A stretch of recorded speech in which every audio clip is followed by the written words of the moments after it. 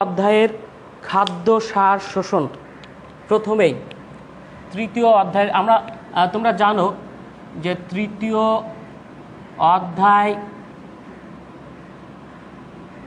অধ্যায় জীববিজ্ঞানের দ্বিতীয় পত্রের জীববিজ্ঞান দ্বিতীয় পত্র তৃতীয় অধ্যায় মানব শারীরতত্ত্ব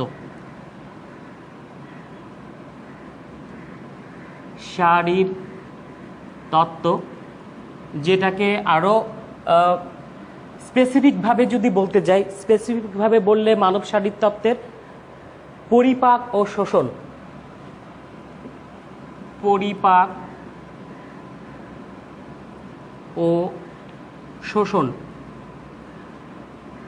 তো এই পরিপাক ও শোষণের শোষণ অংশটা নিয়ে আমি এখন আলোচনা করব।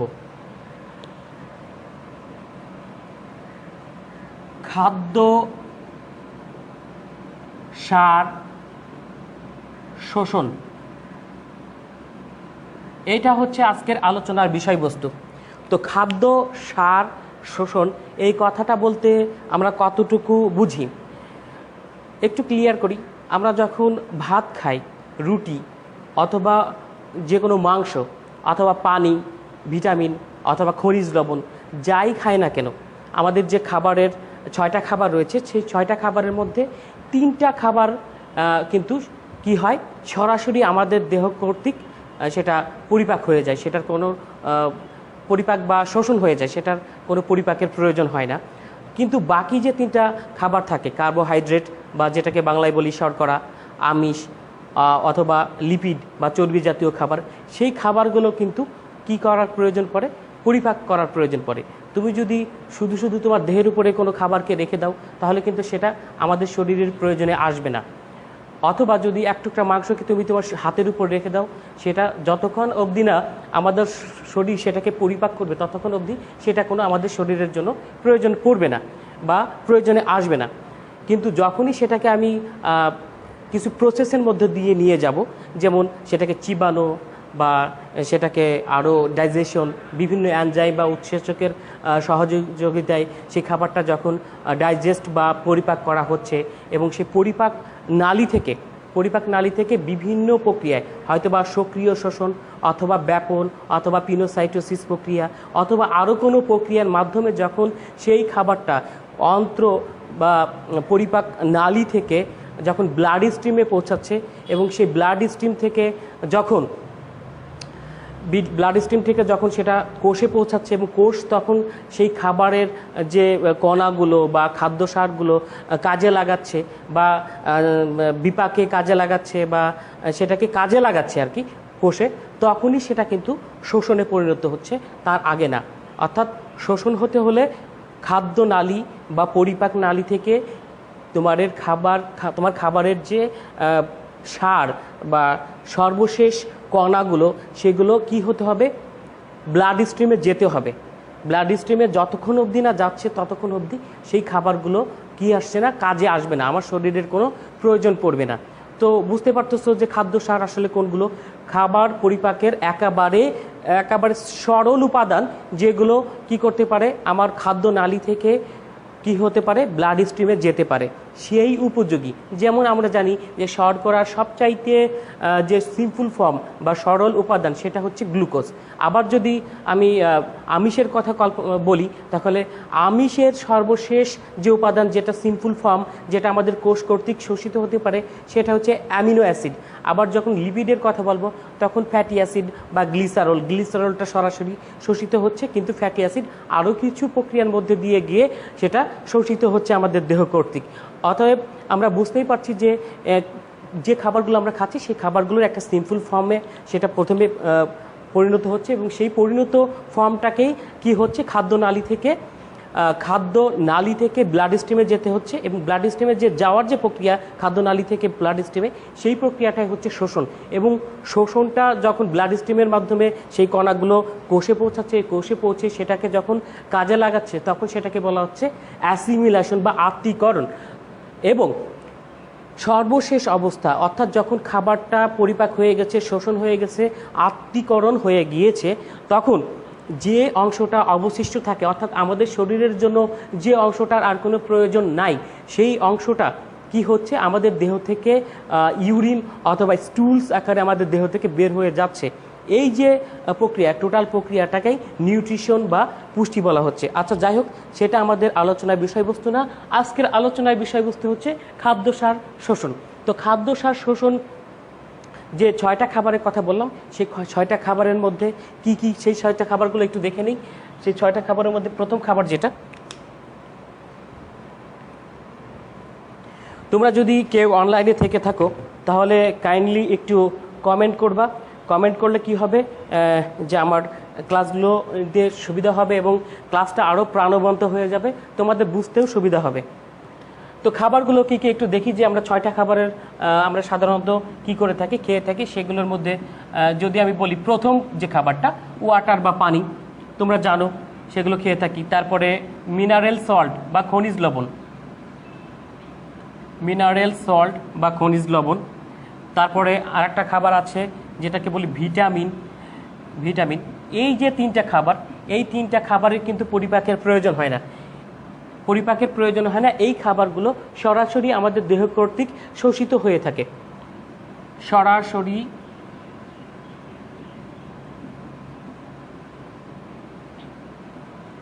দেহ কর্তৃক শোষিত হয়।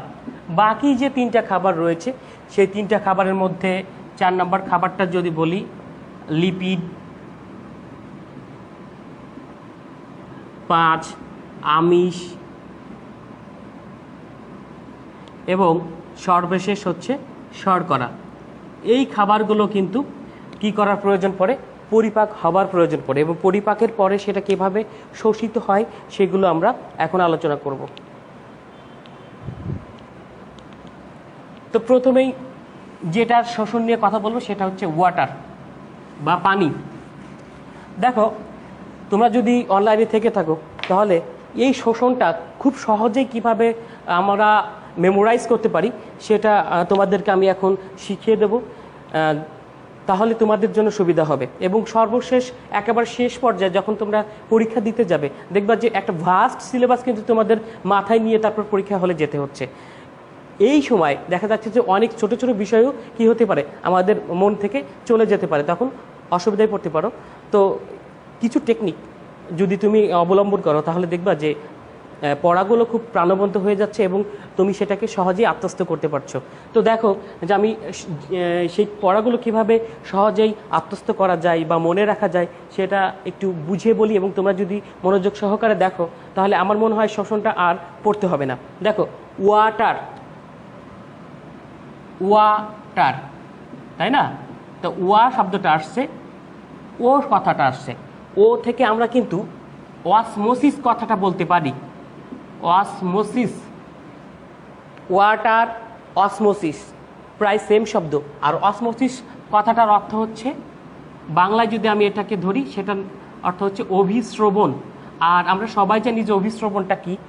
তো এই যে পানি, এই পানি কিন্তু কি প্রক্রিয়ায়, এই অসমোসিস প্রক্রিয়ায়, অসমোসিস, অসমোসিস প্রক্রিয়ায়, অসমোসিস প্রক্রিয়ায় দেখো কোথায় শোষিত হচ্ছে সেটা একটু লিখে দেই। এসতে তুমি স্মল ইন্টেস্টাইন মনে রাখবে। কি মনে রাখবে?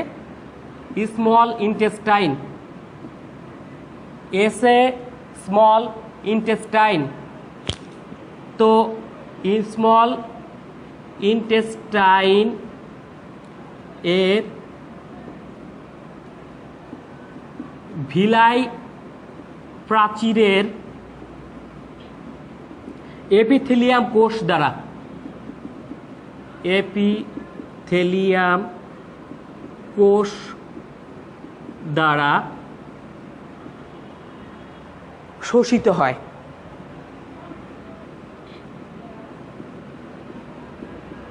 শোষিত হয়। তো দেখো সহজেই মনে রাখার জন্য ওয়াটার অসমোসিস অভিস্রবণ প্রক্রিয়ায় এসতে স্মল ইন্টেস্টাইন অর্থাৎ ক্ষুদ্রান্ত্রের ভিলাই প্রাচীরের এপিথেলিয়াম কোষ দ্বারা শোষিত হচ্ছে। কি শোষিত হচ্ছে? ওয়াটার। তাহলে আমরা ওয়াটারের শোষণটা বুঝতে পারলাম। এবার দেখি মিনারেল সল্ট বা খনিজ লবণ। তো খনিজ লবণের কথা যদি বলি, খনিজ লবণ দেখো মিনারেল এল কথাটা দিয়ে আমরা কি মনে রাখবো? Large intestine. কি মনে রাখবো? Large intestine. তো কোথায় শোষিত হবে? লার্জ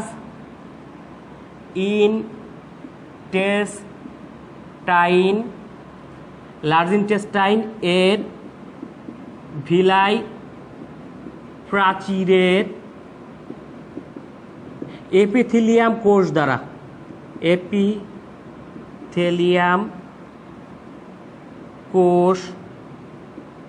দ্বারা শোষিত হবে। কি প্রক্রিয়ায়? আসলে কি প্রক্রিয়ায় শোষিত হবে? সক্রিয় শোষণ। আমি কিন্তু প্রথমে বলেছিলাম যে সক্রিয় শোষণ অথবা ফিনোসাইটোসিস অথবা ব্যাপন যে কোনো প্রক্রিয়ায় কি হতে পারে? শোষণ হতে পারে। তো এটা হচ্ছে সক্রিয় শোষণ পদ্ধতিতে। সক্রিয় শোষণ প্রক্রিয়ায় কোথায় শোষিত হবে?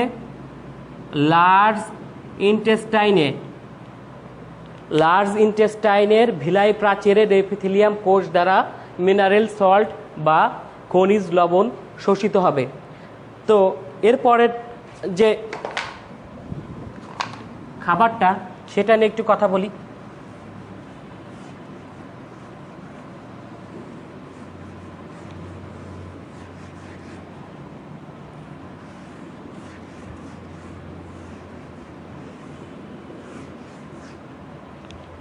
এরপরের যে খাবারটা নিয়ে কথা বলবো সেটা হচ্ছে ভিটামিন। দেখো তোমরা জানো যে ভিটামিন দুই প্রকার। একটা হচ্ছে চর্বিতে দ্রবণীয় ভিটামিন, আর একটা হচ্ছে পানিতে দ্রবণীয় ভিটামিন। চর্বিতে দ্রবণীয় ভিটামিন যেগুলো আমি আলাদা করে লিখলাম। চর্বিতে দ্রবণীয় ভিটামিন কি নাম? ADEK। মনে রাখার জন্য অ্যাডেক কথাটা তোমরা মনে রাখতে পারো। অ্যাডেক, ADEK, অ্যাডেক। চর্বিতে দ্রবণীয় ভিটামিন। আর একটা আছে পানিতে দ্রবণীয় ভিটামিন। দুই ভাগে ভাগ করা যায় ভিটামিনকে। পানিতে দ্রবণীয় ভিটামিন। তো পানিতে দ্রবণীয় ভিটামিনগুলোর মধ্যে আছে ভিটামিন বি কমপ্লেক্স ও সি। ভিটামিন ভি কমপ্লেক্স ও সি। এখন দেখো যে চর্বিতে দ্রবণীয় ভিটামিন যেটা ADEK, এই ভিটামিনগুলো তোমরা জানো যে পিত্ত লবণ আছে। পিত্ত লবণ দ্বারা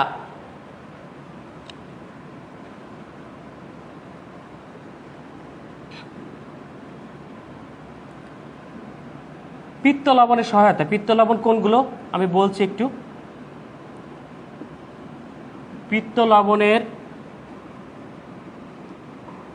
সহায়তায় শোষিত হবে। কোথায় শোষিত হবে সেটা বলছি। আর এখানে দেখো পানিতে দ্রবণীয় ভিটামিন। পানিতে দ্রবণীয় ভিটামিন বি ও সি, এর সাথে আর একটা জিনিস তোমরা মনে রাখবা, CDE। কি মনে রাখবো আমরা? DE মনে রাখবো। দেখো ডিতে ডেফিউশন,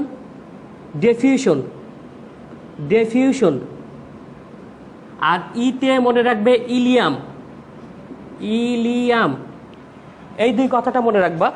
ডেফিউশন অর্থাৎ ব্যাপন প্রক্রিয়ায় ইলিয়ামের প্রাচীরে শোষিত হয়ে থাকে। কি শোষিত হয়? পানিতে দ্রবণীয় ভিটামিনগুলো বি কমপ্লেক্স এবং সি। কোন প্রক্রিয়ায়? ডিফিউশন অর্থাৎ ব্যাপন প্রক্রিয়ায় ইলিয়ামের প্রাচীরে শোষিত হবে। ব্যাপন প্রক্রিয়ায় ইলিয়ামের প্রাচীরে। ইলিয়ামটা কি? তোমরা জানো যে ইলিয়ামটা কোথায় থাকে? ক্ষুদ্রান্তের 3টা অংশের মধ্যে একটা অংশের নাম হচ্ছে ইলিয়াম।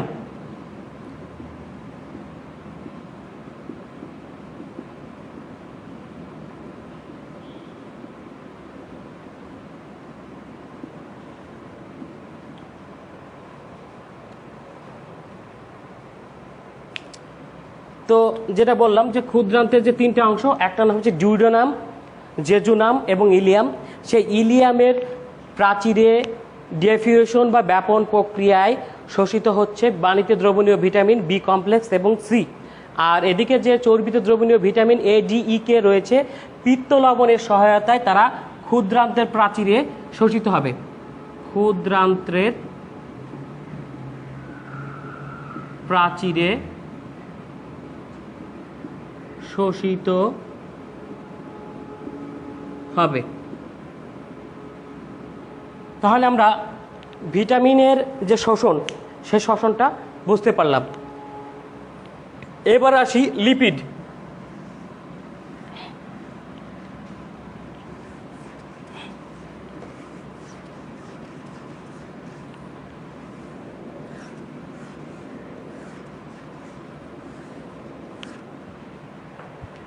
কেউ কোনো কমেন্ট করে আর একটা খাবার নিয়ে আলোচনা করি, সেটা হচ্ছে লিপিড। লিপিড লিপিড আইতে ইলিয়াম, ILIUM ইলিয়াম, আর ডিতে ডিউডেনাম। ডিউডেনাম এটা মনে রাখবো, আইতে ইলিয়াম, ডিতে ডিউডেনাম। ডিউডেনাম এর ভিলাই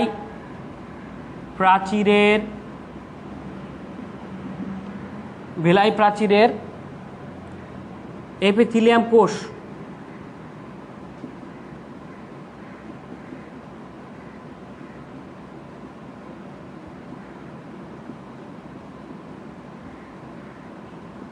দ্বারা শোষণ। কোন অংশটা সেটা বলছি। দেখো, ফ্যাটি অ্যাসিডকে যদি লিপিডকে যদি ভাঙা হয়, তাহলে লিপিড 2টা অংশে প্রথমত পরিবর্তিত হয়। একটা হচ্ছে ফ্যাটি অ্যাসিড ও glycerol. Fatty acid plus glycerol 2টা অংশে পরিবর্তিত হয়। এর মধ্যে গ্লিসারল যেটা সেটা পানিতে দ্রবণীয়। কোথায় দ্রবণীয়? পানিতে দ্রবণীয় হওয়ায় সেটা সরাসরি কি হয়? সরাসরি সক্রিয় শ্বসন দ্বারা ভিলাই প্রাচীরের এপিথেলিয়াম কোষ দ্বারা শোষিত হয়। পানিতে দ্রবণীত হওয়ায় সক্রিয় শোষণ দ্বারা সরাসরি ইলিয়াম ও ডিউডেনামের ভিলাই প্রাচীরের এপিথেলিয়াম কোষ দ্বারা শোষিত হয়ে যায়। এবার বাকি থাকলো কি? Fatty acid. এই ফ্যাটি অ্যাসিডটা কি করে? থায়োকাইনেজ এনজাইমের সহায়তায় থায়োকাইনেজ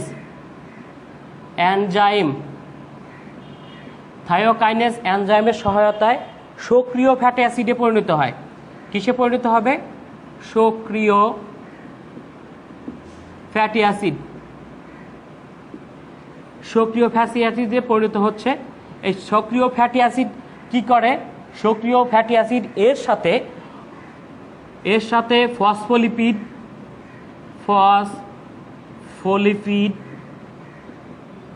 প্লাস কোলেস্টেরল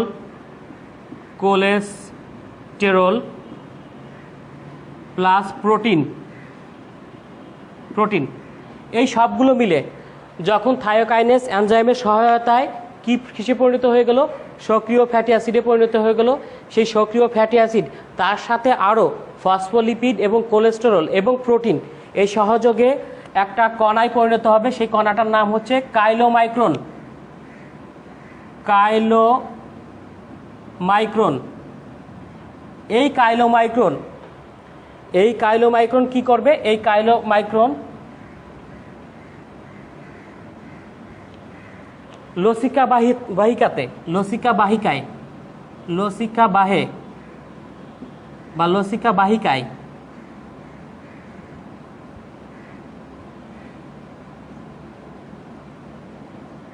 লসিকা বাহিকাতে শোষিত হবে।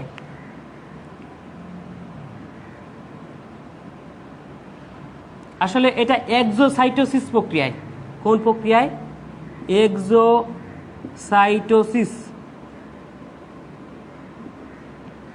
এক্সোসাইটোসিস প্রক্রিয়ায় কাইলোমাইক্রন লসিকা বাহিকাতে শোষিত হবে। তাহলে লিপিড আমরা মনে রাখলাম, লিপিডের আইতে ইলিয়াম, ডিতে ডিউডেনাম, এর ভিলাই প্রাচীরের এপিথেলিয়াম কোষ দ্বারা শোষিত হবে। কি শোষিত হবে? এই গ্লিসারল যেটা পানিতে দ্রবণীয় সেটা সক্রিয় শোষণ দ্বারা ইলিয়াম এবং ডিউডেনামের ভিলাই প্রাচীরের এপিথেলিয়াম কোষ দ্বারা শোষিত হবে। আর যে ফ্যাটি অ্যাসিড সেটা থায়োকাইনেজ এনজাইমের সহায়তায় সক্রিয় ফ্যাটি অ্যাসিডে পরিণত হবে। এই সক্রিয় ফ্যাটি অ্যাসিড ফসফোলিপিড, কোলেস্টেরল এবং প্রোটিনের সহায়তায় বা একত্রে মিলে কাইলোমাইক্রন তৈরি হবে। এই কাইলোমাইক্রন এক্সোসাইটোসিস প্রক্রিয়ায় লসিকা বাহিকাতে শোষিত হবে। এবার আসি, লিপিড গেল, থাকলো আমিষ।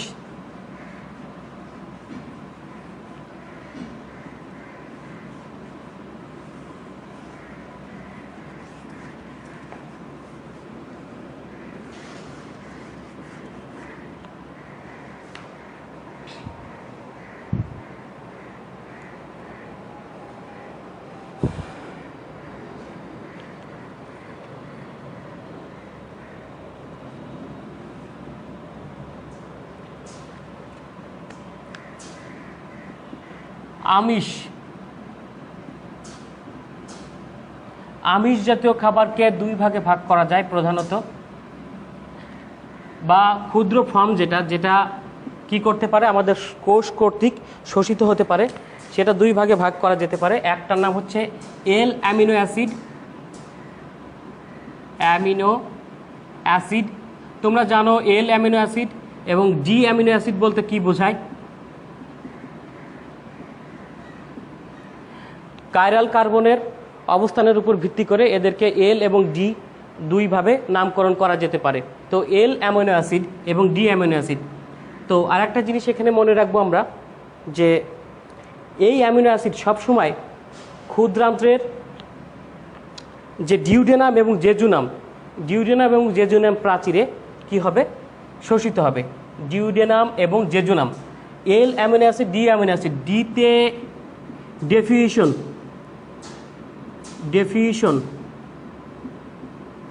ডেফিউশন মানে হচ্ছে ব্যাপন। ডি অ্যামিনো অ্যাসিড ব্যাপন প্রক্রিয়ায় কোথায়?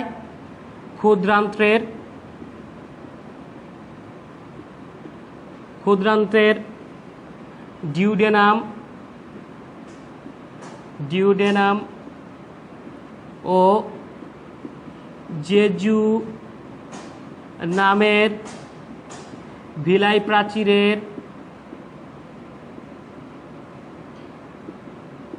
প্রাচীরের এপিথেলিয়াম কোষ দ্বারা শোষিত হবে।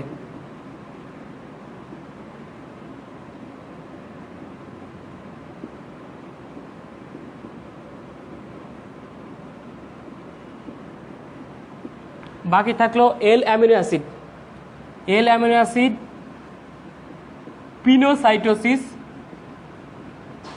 পিনোসাইটোসিস এবং কিছু সক্রিয় শোষণ প্রক্রিয়ায়। এই একই রকম ক্ষুদ্রান্তের ডিউডেনাম এবং জেজুনামের ভিলাই প্রাচীরে শোষিত হবে। তাহলে আমিষকে দুই ভাগে ভাগ করেছি আমি। একটা হচ্ছে এল অ্যামিনো অ্যাসিড এবং ডি অ্যামিনো অ্যাসিড। ডিতে মনে রাখবো ডেফিউশন, অর্থাৎ ব্যাপন প্রক্রিয়ায় এই ডি অ্যামিনো অ্যাসিড ক্ষুদ্রান্তের ডিউডেনাম এবং জেজিনামের ভিলাই প্রাচীরের এপিথেলিয়াম কোষ দ্বারা শোষিত হবে, এবং আর একটা যেটা এল অ্যামিনো অ্যাসিড, যেটা পিনোসাইটোসিস প্রক্রিয়ায় কিছু অংশ এবং বাকি অংশ সক্রিয় শ্বসন পদ্ধতিতে ক্ষুদ্রান্তের ডিউডেনাম এবং জেজুনামের ভিলাই প্রাচীরের এপিথেলিয়াম কোষ দ্বারা শোষিত হবে। বাকি থাকলো শর্করা।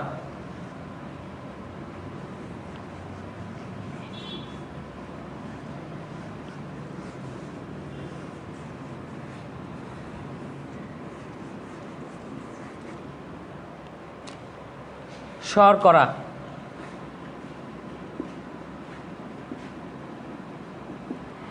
এই শর্করার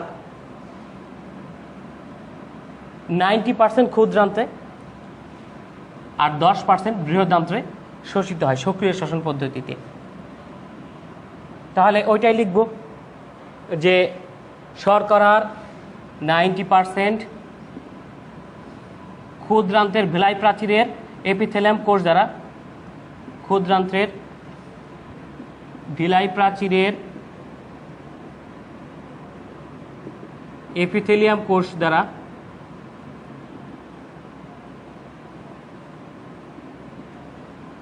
সক্রিয় শ্বসন পদ্ধতিতে, সক্রিয় শোষণ পদ্ধতিতে ভিলাই প্রাচীরের এপিথেলিয়াম কোষ দ্বারা শোষণ হবে, আর বাকি 10% বৃহদান্ত্রের প্রাচীরে, বৃহদান্ত্রের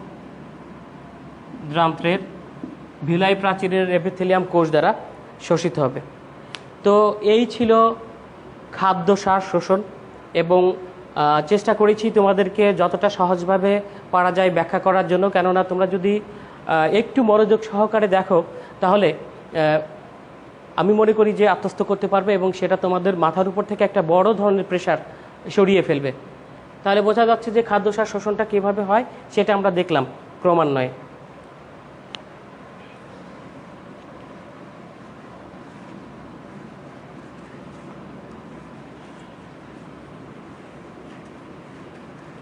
একটা জিনিস এখানে খেয়াল করে থাকবে যে ভিলাই প্রাচীরের এপিথেলিয়াম কোষ দ্বারা শোষণ, এটা কিন্তু অনেক জায়গায় কমন ছিল। তো এটা একটু মাথার মধ্যে গেঁথে রাখতে হবে যে ক্ষুদ্রান্ত্রের অথবা বৃহদান্ত্রের, সেটা ডিউডেনাম হোক, ইলিয়াম হোক অথবা জেজুনাম হোক, যাই হোক না কেন, সেটা ভিলাই প্রাচীরের এপিথেলিয়াম কোষ কর্তৃক সেটা কি হচ্ছে, শোষিত হচ্ছে। তাহলে বুঝতেই পারছো যে সেটা কি হয়ে যাচ্ছে।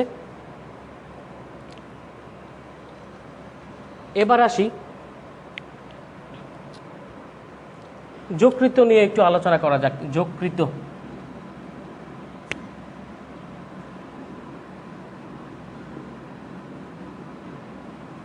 যকৃতের বিপাকীয় ভূমিকা নিয়ে একটু আলোচনা করব। সঞ্চয়ী ভূমিকা না, বিপাকীয় ভূমিকা।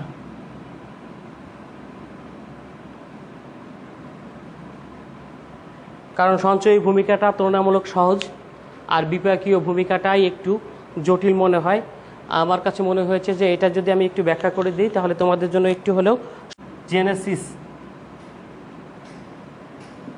একটা হচ্ছে গ্লাইকোজেনেসিস, একটা হচ্ছে গ্লুকোনিওজেনেসিস, গ্লুকোনিওজেনেসিস,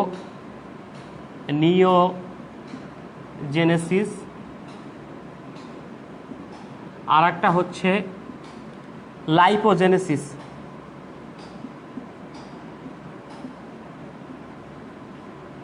যকৃত যে শর্করাটাকে জমিয়ে রাখে, কিভাবে জমিয়ে রাখে তার তিনটা প্রসেস হচ্ছে গ্লাইকোজেনেসিস, গ্লুকোনিওজেনেসিস এবং লাইপোজেনেসিস। তো গ্লাইকোজেনেসিসটা হচ্ছে গ্লাইকোজেন সঞ্চয়ের যে প্রক্রিয়া সেটা, অর্থাৎ খাবার, শর্করা জাতীয় খাবারকে যে প্রক্রিয়ায় যকৃত গ্লাইকোজেন রূপে সঞ্চিত রাখে, গ্লাইকোজেন রূপে সঞ্চিত রাখে, সেটাকে বলা হচ্ছে গ্লাইকোজেনেসিস। গ্লাইকোজেনেসিস, গ্লুকোজ গ্লাইকোজে পরিণত হচ্ছে এবং সেটা যকৃত জমা রাখছে যে প্রক্রিয়ায়, সেটাকে বলা হচ্ছে গ্লাইকোজেনেসিস। গ্লুকোনিওজেনেসিস, গ্লুকোনিওজেনেসিস যদি অতিরিক্ত ব্লাড স্ট্রিমে বা রক্তে যদি শর্করার পরিমাণ কমে যায়, তখন তো স্বাভাবিকভাবেই এই যে গ্লাইকোজেন থেকে ভেঙে শর্করা হচ্ছে সেটা কাজে লাগাবে। তারপরেও যদি আরও শর্করার প্রয়োজন হয় তাহলে কি করবে দেহ? তাহলে দেখা যাচ্ছে যে কিছু নন কার্বোহাইড্রেট উৎস থেকে, অর্থাৎ নন কার্বোহাইড্রেট উৎস বলতে এখানে অ্যামিনো অ্যাসিড এবং ল্যাকটিক অ্যাসিড, এই অ্যামিনো অ্যাসিড এবং ল্যাকটিক অ্যাসিড এই দুটোকে ভেঙে কি করবে? গ্লুকোজ উৎপন্ন করছে, বা গ্লাইকোজেন প্রথমে উৎপন্ন করছে এবং সেই গ্লাইকোজেনটাকে ভেঙে গ্লুকোজ উৎপন্ন করে এবং রক্তের যে গ্লুকোজের চাহিদা সেটা মেটাচ্ছে। এটাকে বলা হচ্ছে গ্লুকোনিওজেনেসিস, অর্থাৎ নন কার্বোহাইড্রেট উৎস থেকে গ্লুকোজের যে চাহিদা সেটা মেটানো, সেই মেটানোর প্রক্রিয়াটাকে বলা হচ্ছে গ্লুকোনিওজেনেসিস। আর লাইপোজেনেসিস, যদি ব্লাড স্টেম বা রক্তে যদি অতিরিক্ত মাত্রায় গ্লুকোজ হয়ে যায়, অর্থাৎ গ্লাইকোজেন রূপে জমা রাখার পরেও আরও কিছু পরিমাণ শর্করা থেকে যায়, তখন সেই শর্করাগুলোকে কি করবে? সেই অতিরিক্ত মাত্রার শর্করাকে কি করবে? যকৃত ট্রাইগ্লিসারাইডে পরিণত করবে। ট্রাইগ্লিসারাইডে